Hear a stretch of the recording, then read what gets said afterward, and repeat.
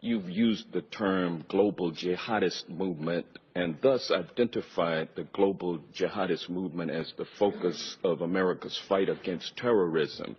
Isn't it a fact that the global jihadist movement is very closely linked to the teachings of Wahhabism? Yes or no? Yeah, I would say they draw inspiration in a perverted sense, but yes, I would say, and Robert may want to elaborate on that. The two big global jihadists are Al Qaeda and ISIL. And they draw their inspiration from the Wahhabi strain of Islam, isn't that correct? Yes. And the Wahhabism is a 18th century offshoot of Sunni Islam, which began in the land that has come to be known as Saudi Arabia. Isn't that correct?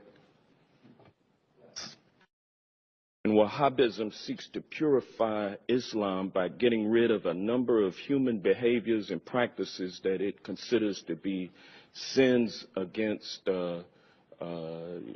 Allah. Correct? Correct.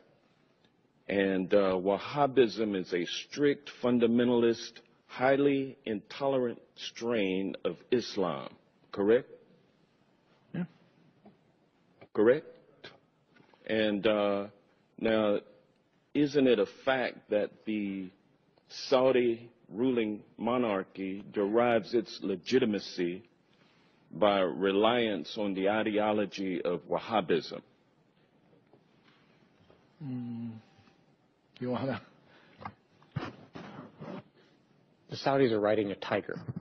The Saudis are riding a tiger. So if you will answer, you know what I'm question, saying. What I'm saying, isn't it a fact? No, I wouldn't put it that way. I would say it's not a fact that they depend solely on Wahhabism for their legitimacy. They derive legitimacy from a variety of things. One of them is Wahhabism, but it is not the only one. Well, is it fair to say that Wahhabism is the state-sponsored religion of Saudi Arabia?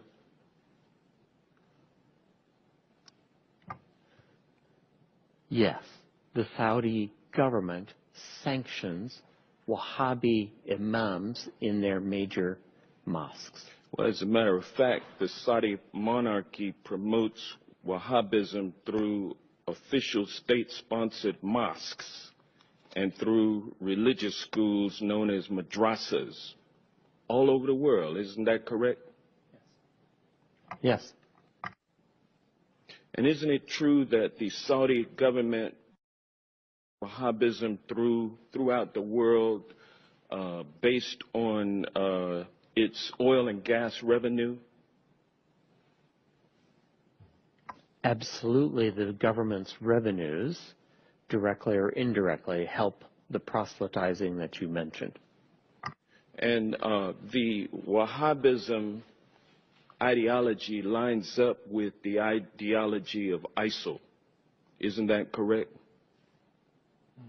I would say no. Yeah, but it's true, though, that the ideology of ISIL lines up with Wahhabism.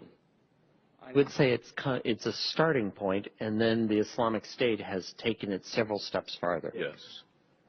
And is it fair to say that Saudi support for the teachings of Wahhabism create fertile ground for ISIL recruitment efforts?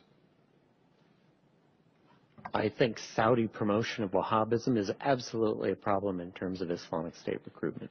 And so we will be unable to defeat the global jihadist movement, which is based on largely Wahhabism, which is a state-sponsored religion of Saudi Arabia, without somehow enlisting the support of the Saudi royal family in withdrawing its financial support for Wahhabism.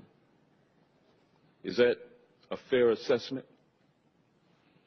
So in the discussion we had earlier about dealing with radicalization in the first place. This is what you're talking about, right? I think Saudi Arabia is a center of where that needs to take place. So there needs to be a discussion with the Saudis about their support for Wahhabism and how it should be treated and how they should think about it. So absolutely right. What was the latest amount of arms that we sold to Saudi Arabia? The latest shipment, I think it was, what, $100 million worth of arms? Well, there's support for the campaign in Yemen, but the arms sales that occur periodically are in the billions of dollars.